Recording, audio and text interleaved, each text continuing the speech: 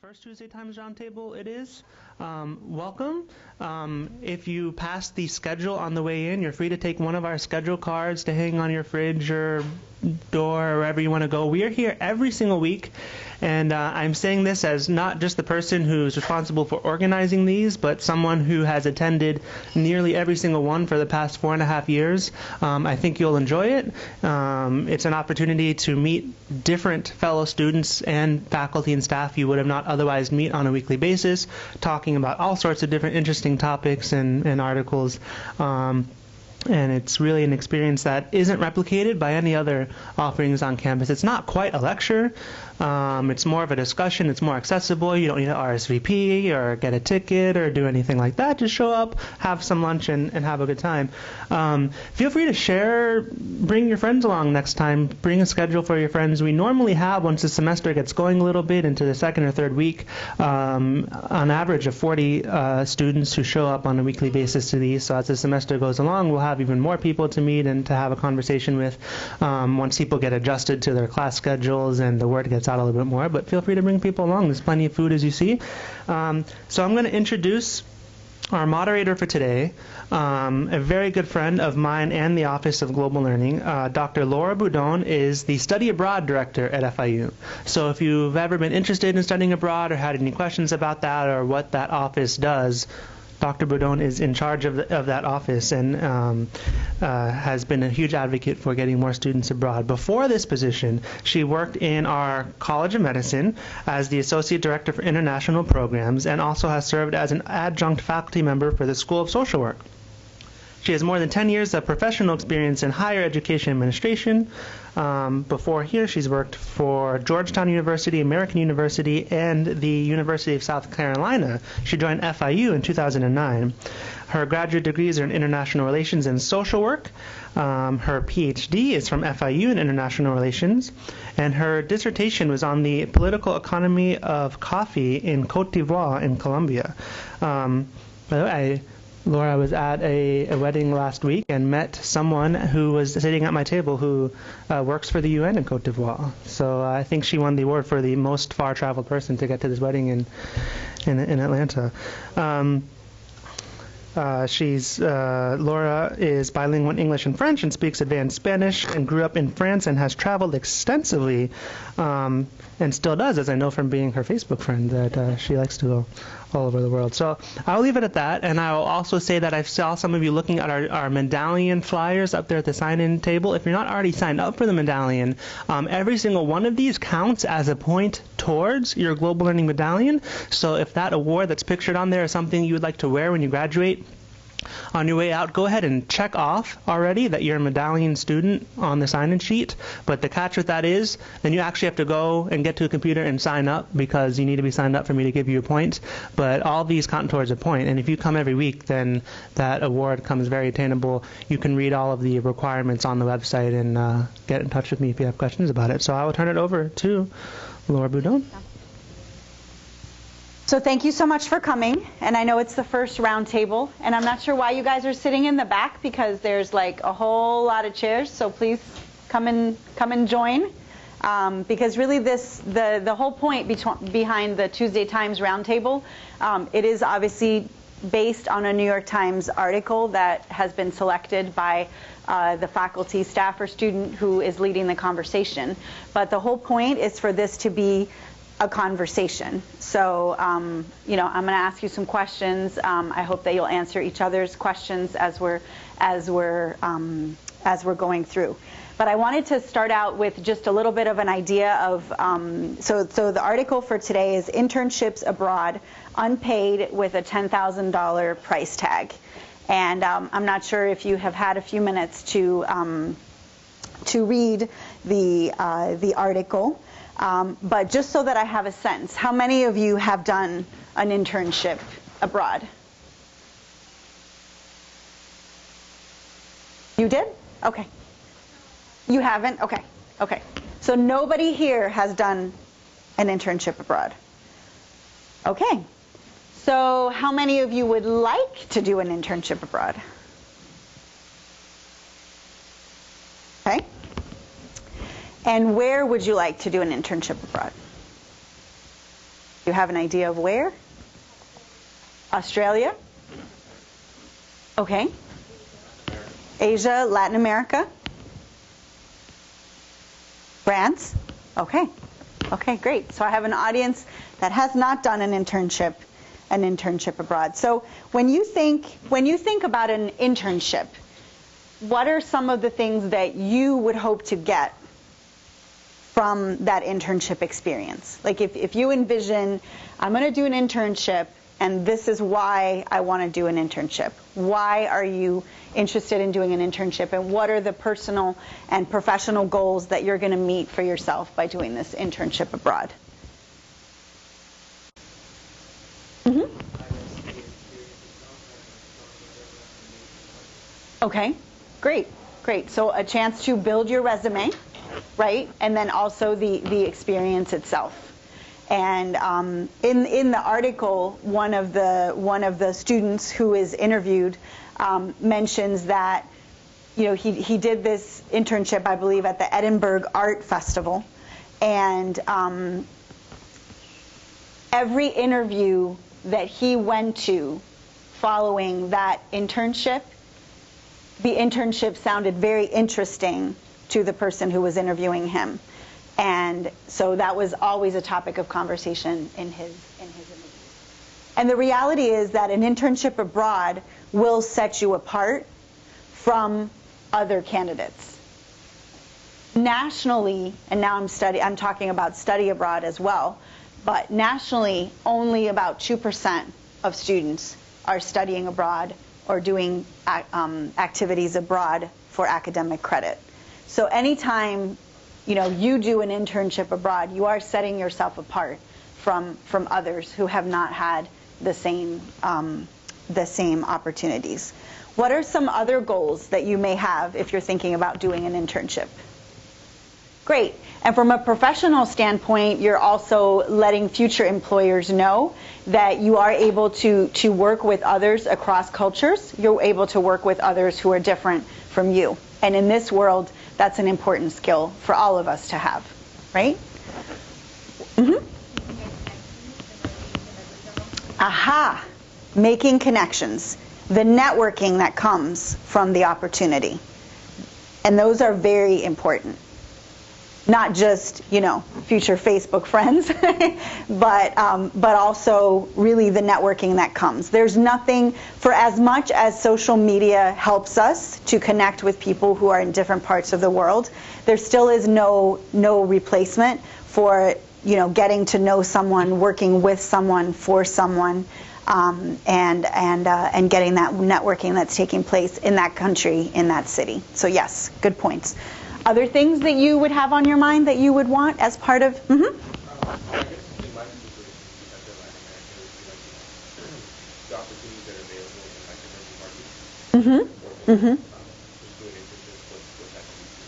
Yes. So it can open doors, right? And I think that's one of the draws with internships is that it has been shown that internships can, in many instances, lead to positions. I don't know if that's the case with internships abroad as much as it is with internships in country, but it definitely is a door open.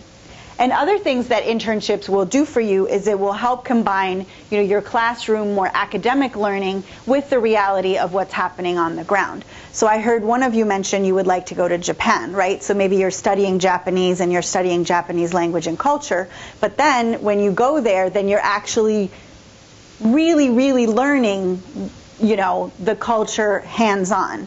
And we all know that experiencing that culture hands-on, firsthand, going there is going to be the best way to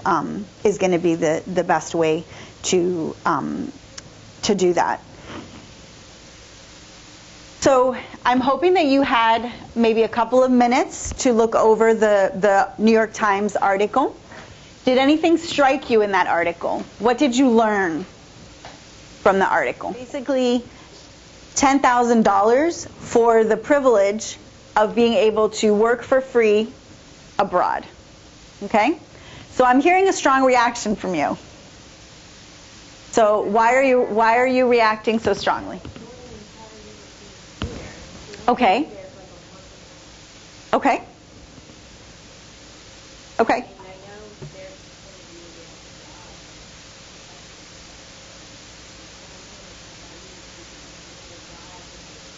Mm-hmm. Mm-hmm. So you don't think that an internship abroad is worth an investment of $10,000?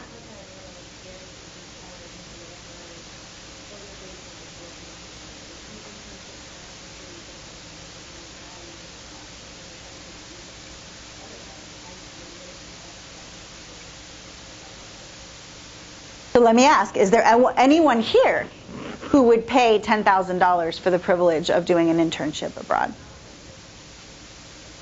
Yes? Okay. So why would you do that?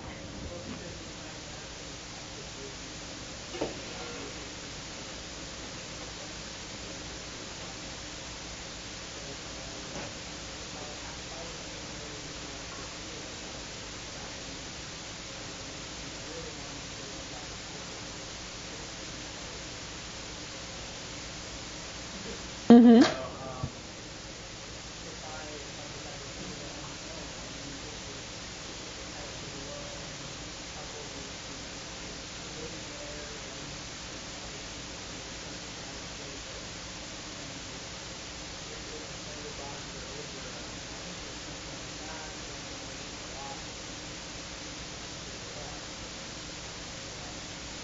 Okay. Did I see you raise your hand as well? Yeah?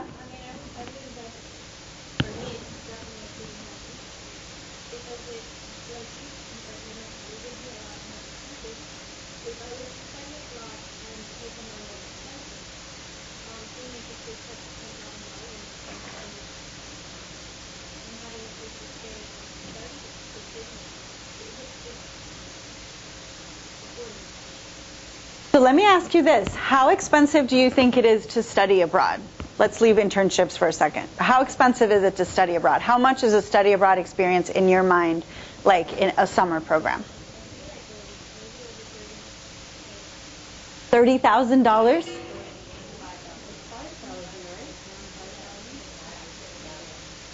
Yeah, that would be a very expensive study abroad program, especially the ones we run at FIU.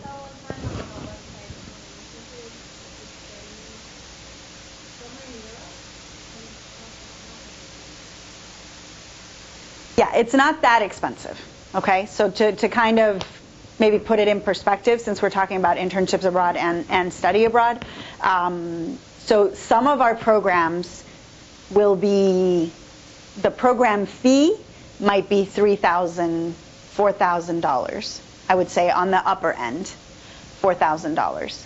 And then in addition to that, you would pay your tuition, which would be the same as it is regularly. If any of you are out-of-state students, if you study abroad, you're actually paying in-state tuition. Good to know. Might actually be cheaper to study abroad than to be on campus in the summer. And then you do pay for your flight. And a study abroad program through FIU anyway would include your housing. So the program fee would include your housing. Generally, it includes a few meals, but then you would be responsible for your meals. And then any travel that is part of the program would be part of that as well. So I think a fair ballpark about how much it costs, to study abroad, like on the upper end for an FIU program, if I'm including everything, airfare, food, $6,000 would be the upper end of how much an FIU study abroad program is in the summertime. Just so that So think about that. You could have a study abroad program for, say, 5 or 6 weeks, in France, China, Japan, really many countries that you would want to go to study a language.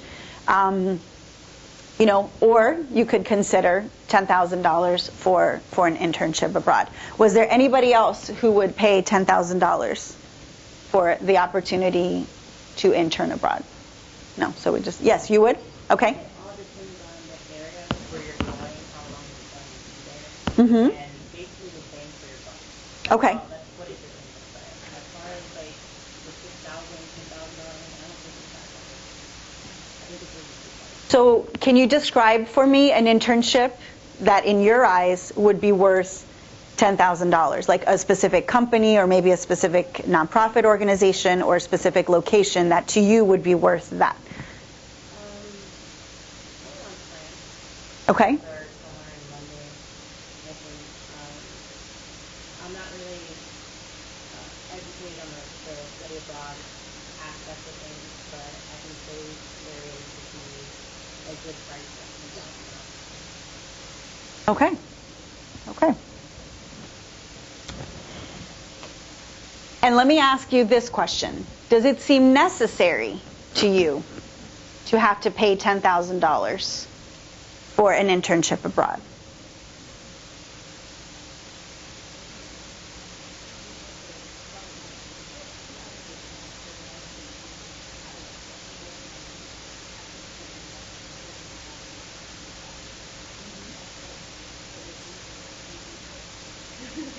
More than that. So, for those of you who think that it would be a good investment to spend $10,000 to get an internship abroad, really pretty much anywhere in the world, let's talk a little bit about how are you going to afford that? How are you going to pay for that? How are you, like, unless you have $10,000 sitting in the bank, which I know I don't.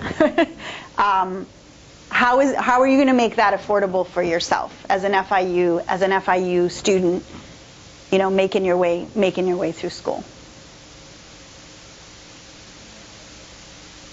Okay, so getting a part-time job, and putting that money in savings, that will help for sure. You might have to work for a while, right, to save up enough. What are some other things that you could do? Sponsors. Okay. What else did I hear? Okay. So, and loans. Yes, loans are always an option. So what scholarships could support an internship abroad?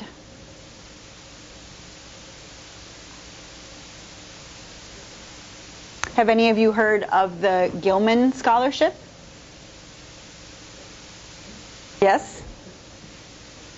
So if any of you are U.S. citizens, if you are by any chance Pell Grant recipients, you can apply for the Gilman Scholarship, either to study abroad or to intern abroad. You have to pick a country where you would be for 28 days in one country. Like whatever program you're doing has to be 28 days in one country. And you could apply for $5,000 scholarship to study abroad. And I know that sounds like, when we talk about scholarships, it sounds like, oh, that's something far away, that's not going to happen to me. I'm going to apply, but I'm not going to get it. But don't think that. Last year, 22 FIU students studied abroad with a Gilman Scholarship. So most of them got like $4,000 for their study abroad program. So with the Gilman Scholarship is either for a study abroad opportunity, and they recently have added internship opportunities as a possibility.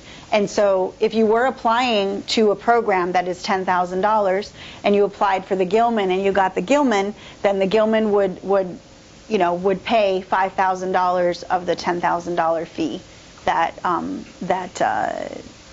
the company or the organization is charging you.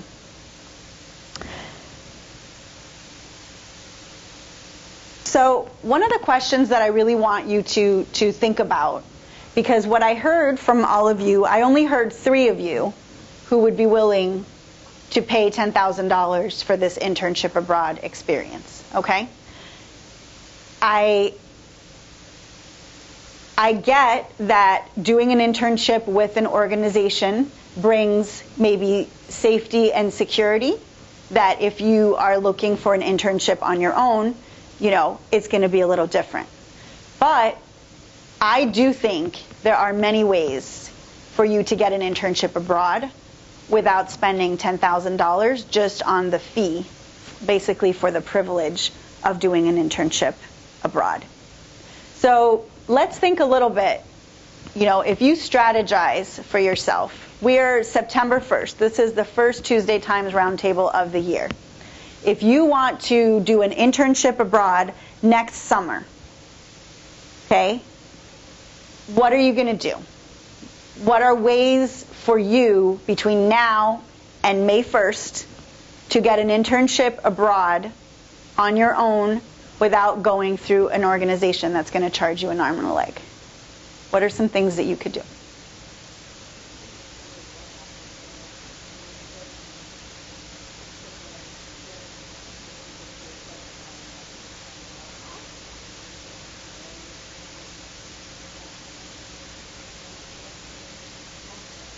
Mm-hmm.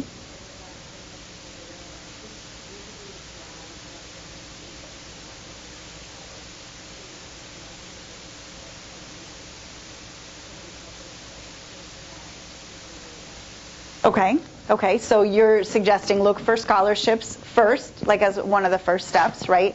To see.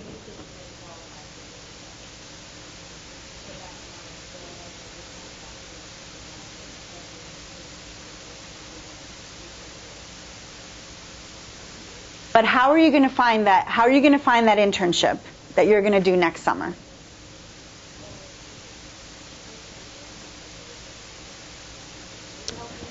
Well, career services, the position I believe is being filled right now. Career services does have an assistant director for internships. It's not abroad specifically; it's in general. But that is a position that's being filled. That's being filled right now. But before we talk about even what is like on campus, how would you find out about internship opportunities in Senegal, in Burkina Faso, in France? How would you find out about those opportunities? Mm-hmm. Okay, so how would you do your research?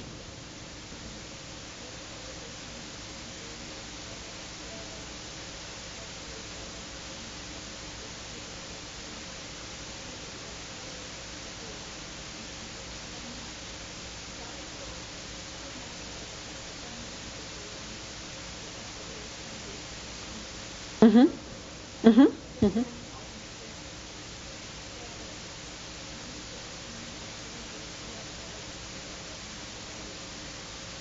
Great. So I think you have created the beginning of a plan to strategize to get that internship by next summer. So if I were you, and I'm going to make this very concrete, okay? This is for May 1st, 2016. You guys could be getting on a plane and doing summer A or summer B or most of the summer on an internship abroad, okay? So I love your idea of scholarships, and I love your strategy. The first thing you need to do, what area, and a lot of you already said you're interested in Asia, Japan, I heard Latin America, France, okay? So I would say pick a country. What country do I want to go to do an internship? Okay? Then, of course, think about what is my major? What are some skills that I'm trying to learn, on an internship abroad? And so when I was studying, and my PhD is international relations, I was studying West Africa and Latin America. And this was before the age of Google and before the age of anything. I did a month-long internship at the Ministry of Social Action in Dakar, Senegal. Okay, I grew up in France. I speak French, so I was able to speak the language. And it turns out that I had distant family that lived in Dakar, Senegal. So that's one of the first things. Once you decide where you want to go, think about the connections that you may already have in your circle, not just your family, but also your classmates, your friends. What are the connections that they have in the country that you're interested in going to? So I did an internship, way before the web. But today, as I was preparing for this presentation, I thought about, okay, if I was starting to look for an internship in Senegal, I know you're all familiar with Google, so I Googled nonprofit organization Senegal. And you will get a whole series of websites of organizations, that are working in Senegal. And, you do your research, you make your way through the websites. What are the topics, issues that you're interested in? What are the skills that you would like to get? And if you see organizations that are doing interesting work, you start with an email. A paragraph long email. that says, my name is so-and-so, I'm a student at FIU, I am very interested in the work that your organization is doing, and I would be interested in the possibility of an internship in summer 2016. Before you hit send, make sure to attach a recent copy of your resume, and I definitely would encourage you to have a few people look at your resume so it looks the best that it can. And I'm not saying that people are going to respond to you. You're not going to get responses from every place that you email. That may not happen. But if you email 10 different places, probably at least 1 or 2 will respond. And then you start a dialogue, and then you learn about really what is the organization doing. If you came for maybe 8 weeks, what could you do? What would be the area that you would be working on, right? And then you kind of have to decide, is this really an opportunity that I would like to pursue, and kind of like move forward from there. And then the scholarships come into play and all of those things. But with the internet, you have such an advantage that you can find email addresses for organizations all over the world within 5 minutes. So take advantage of that. And to be honest, that's really what when these folks are paying $10,000, what they're paying for is the connections that these organizations already have. But there's nothing to say that you can't create those connections yourself, but it will take more work. The other thing to do is, you are at Florida International University, and as you know, we really embrace our middle name, International. There are so many events that go on this campus every week through the Global Learning Office, through our Office of Study Abroad, through the Career Services Office, through the Latin American and Caribbean Centers, through the Asian Studies Program. Whatever area it is that you're interested in, attend events. You may be sitting next to someone who's from the country that you want to go to. But unless you show up at that event and speak to the person next to you, you may not know who that person is or what organization they work for or what they're doing. So take advantage of the opportunities that exist here, right here on campus. And another thing to consider, if you want something that's a little bit more organized, and if you are interested eventually in possibly working for the federal government, consider an internship opportunity with the U.S. Department of State. Their deadline is coming up October 16th. It is not a paid opportunity, but it's the opportunity to work in an embassy or a consulate really anywhere in the world. And that would be a little bit more organized because you would be assigned to a consulate or an embassy. You know where you're going, and you know who you would be working with. So if that's something you're interested in, I looked it up this morning. The deadline for the, where did I put it? I believe the deadline to apply for the U.S. Department of State Student Internship Program is October 16th. So if that's something you're interested in, make sure to submit your application, before then. Also, a website that maybe you're familiar with or not familiar with, it may not have opportunities specific to your country, but it does have international internship opportunities, is idealist.org. I don't know if you guys are familiar with that website, but it has a lot of opportunities in the nonprofit sector in particular, and they have an internships tab. And when you click on the internships tab, then you click on remote locations, so like outside of the U.S., and then it will give you lists of internship possibilities that are abroad. So I talked a little bit about your friends, the people who are around you, taking advantage of the opportunities that exist here on campus. The other thing that I invite you to do, if you know that you want to do an internship in Japan, have you called the consulate of Japan? You know, we have so many consulates in Miami because the reality is a lot of people want to live in Miami. So we have a lot of consular offices. France has a consulate here, Germany has a consulate here, Japan has a consulate here, Mexico has a consulate here. There's so many consulates right here in Miami. So if you are choosing a country to do an internship abroad and there's a consulate right here in Miami, you're missing the opportunity to call the consulate. And maybe the person that you speak to at the consulate, you know, won't be able to tell you about internship opportunities specifically, but they can tell you about companies or organizations. They can also tell you about events that the consulate is putting on where they'll invite businessmen and, you know, folks from the country. So there's really a range of opportunities that are right here for you to take advantage of. And there is a new website which, you know, depending on the school, will have more or less information for you. Internships.fiu.edu has some do's and don'ts with regard to internships. And then depending on the school or college that you're part of, there are specific indications there about if you want to do internships for academic credit, or if you, you know, there's a lot of different information on that website for you as well. So I have a question for you, and it goes a little bit off the topic of these internships. But I'm sure you've heard of the Division of Research at FIU. It's a pretty important division. A lot of faculty do research here at FIU. Where do you think that FIU has the most grants in the world?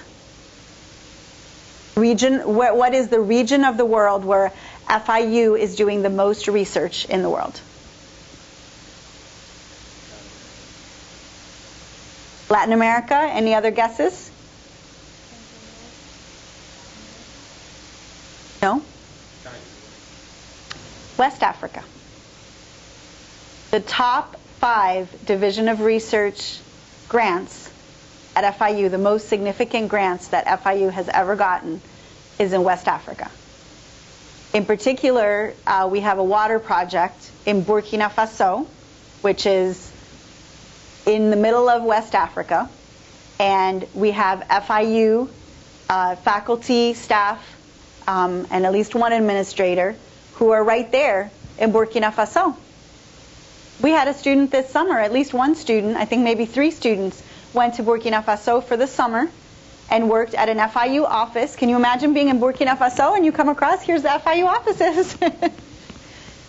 We have a presence in Ouagadougou, Burkina Faso. If you're interested in water, the environment, if you're interested in West Africa, those are opportunities that are just right there, waiting for you at your fingertips, and other parts of West Africa as well, because we have several different spots where we're doing work. That's not something that we know, right? I heard all of you say Latin America, Central America, because we're in Miami, and we think always of Miami as the capital of Latin America, or all of the connections to Latin America.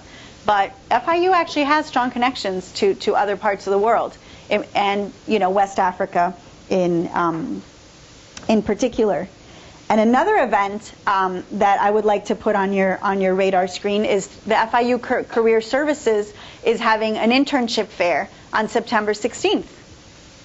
Okay, so if you're interested in an internship, May 1st, 2016, go to the internship fair. Just go by for an hour, see what the organizations are present, what are the opportunities for international internships that are being represented.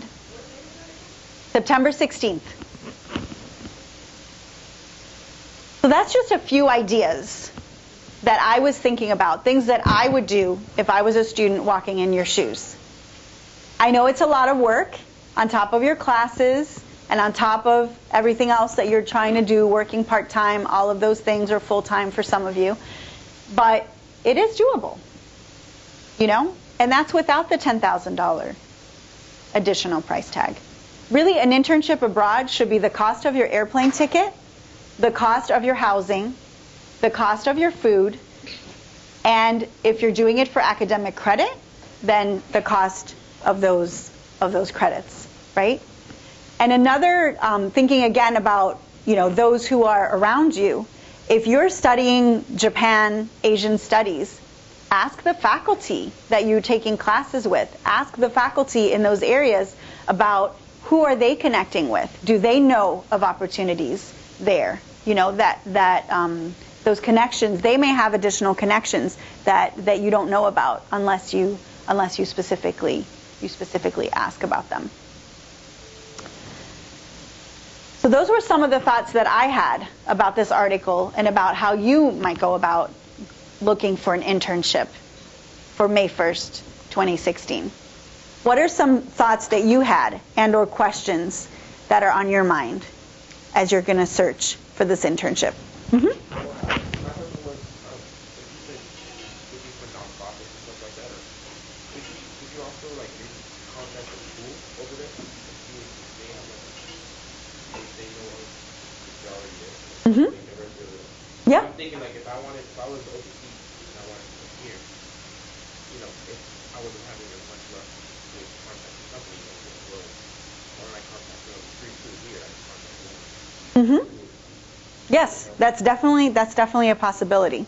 What I would say with that, though, is contact the a foreign university directly, again, to lower your cost. Because if you are using, you know, another American institution to get to the university, then your cost is going to go up. But yes, you can contact foreign universities directly and ask them, you know, if they have an internship program or if they have specific ideas, you know, of different things that you could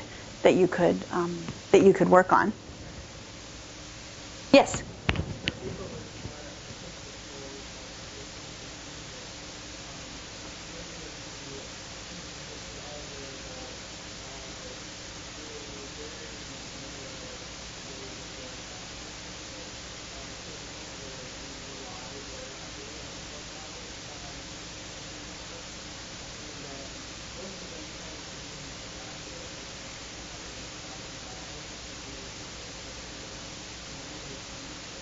Mm-hmm. Mm-hmm.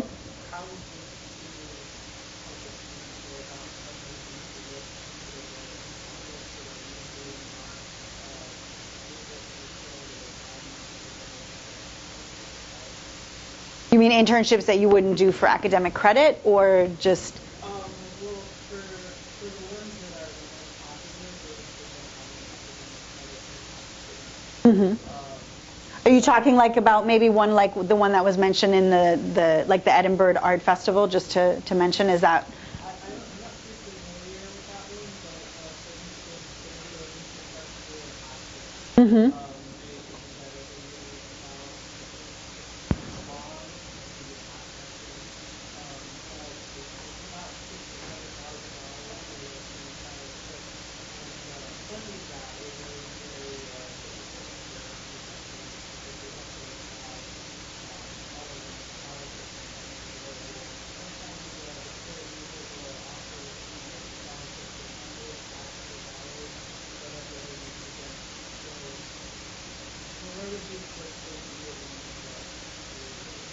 Well, I mean, the Aspen Festival would be a domestic.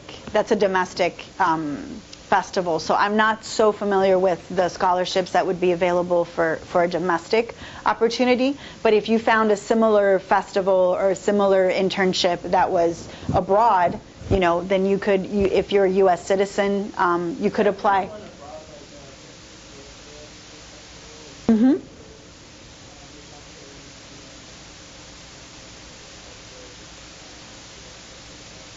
Yeah, so I mean, those would be concrete opportunities that you could apply for scholarships, you know, for that specific festival. And the other thing that I want to say is, you know, these organizations that are charging $10,000 for the privilege of doing an internship abroad, the reality is that they will also have scholarships. Okay, so while I do think that you can get an internship abroad without this fee, there's nothing to say that you shouldn't apply for scholarships with these organizations to offset the cost. Because if you could offset the $10,000, then it again becomes an affordable experience, right?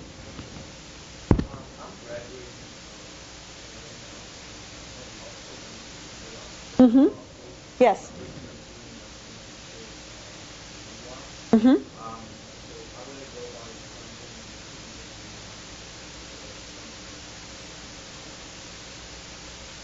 To be honest, a lot of the scholarships and grants are going to be affiliated with a student status, whether it be at the undergraduate level or the graduate level.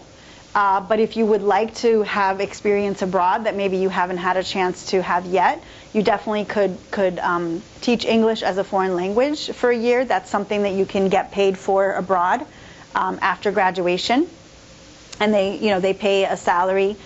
Some other organizations pay for your travel over there, and then they generally also give you health insurance and stuff. So that's not a bad opportunity to pursue. As if you know what you're doing next, but you would like a meaningful experience between the two, that could definitely be a good experience to pursue.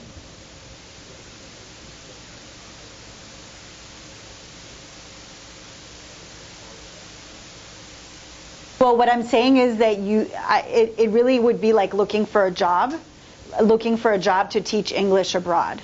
So, for example, there's an organization that FIU is an academic consortium member with, which is called CIEE, the Council for International Education and Exchange, and they have a teaching abroad program. And you can go to ciee.org, I believe, /teach, and you can learn about their opportunities there. Japan has a very organized teaching English program, which is the JEP program, and that's one of those programs where they would pay for you to go. English First is another organization that would help you go abroad to teach English. So I'm not suggesting that you do it for free. I'm suggesting that you think of it as this would be a job for a year or maybe 2 years, and basically between now and graduation, find that job that will allow you to go abroad and teach. So you would be able to have that experience abroad, but you wouldn't be paying thousands of dollars for the privilege. Other thoughts about the article, about the internship, any other ideas that you have that maybe came to you while you were listening to some of the ideas that I had regarding internships abroad? One other thing is, I think again about the FIU community, there are a lot of organizations on campus. I'm sure you're familiar with them. We have more than 200 organizations that are registered through CSO, the Council for Student Organizations. And again, if you've selected a country, go to the French club, go to the Japanese club, the Brazilian club, and look for those opportunities. Another upcoming opportunity, if you're really, you want to do something abroad, but you're not really sure where exactly to look or to go, remember, Brazil is having Olympic Games in 2016. There's going to be a whole opportunities for internship that come with Olympic Games. I'm actually trying to work on something in our Office of Study Abroad to maybe have a program that would allow internships for students. But it's not set up yet, so I don't want to say for sure that we may have this. But that's like an upcoming opportunity where there will be a need for a large number of students, for example, to do internships. And it doesn't have to be in Rio. I know everybody's set on Rio because that's where many of the Olympic sports will take place. But there will also be possibilities in the city called Belo Horizonte, which is where soccer and swimming and volleyball will take place in Belo Horizonte. Cool. Well, thank you guys for coming. I think this was a great start to the year. And if you have any further questions, Eric is a wonderful resource, and our office is a resource as well. If you do go abroad for academic credit or not for academic credit, the Office of Study Abroad can help you with medical insurance and prepare you for departure as well. So, thank you.